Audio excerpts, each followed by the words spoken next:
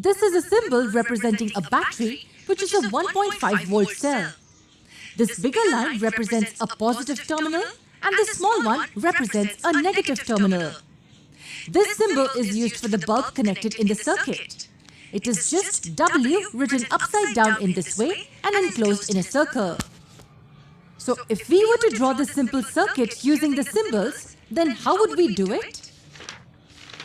Just draw the symbols for the electric cell and the bulb first.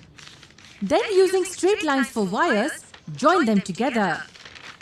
This is the circuit diagram representing this circuit. It was simple to draw, wasn't it? You can even show the direction of electric current in the circuit with arrowheads.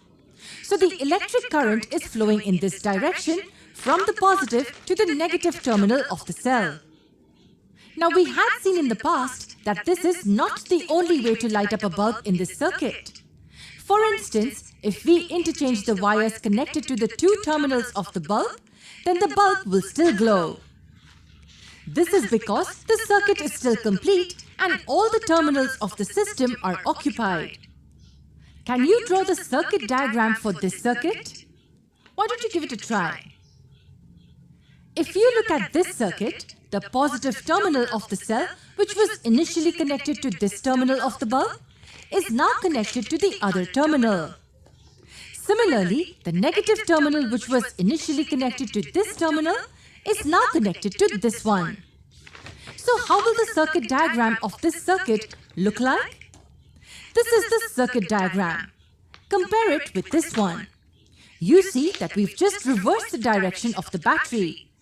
Hence, the electric current in this circuit is flowing in the opposite direction. So the electric current can flow in either direction. As long as the circuit is complete, the electricity will flow and the bulb will glow. Let us look at this circuit now. How many components does this circuit have? Yes, 3. A bulb, cell and a switch. What is the symbol for switch? There are two symbols for a switch. This symbol is used when the switch is on and this symbol is used when the switch is off. If we were to draw a circuit diagram for this circuit, then here is what it will look like. Note that there will be two circuit diagrams for this. This one is when the switch is off and the electric current is not flowing through the circuit. We see that no arrowheads are shown here. This circuit diagram is when the switch is on. Here, the circuit is complete and the current is flowing. The arrowheads are used to show the direction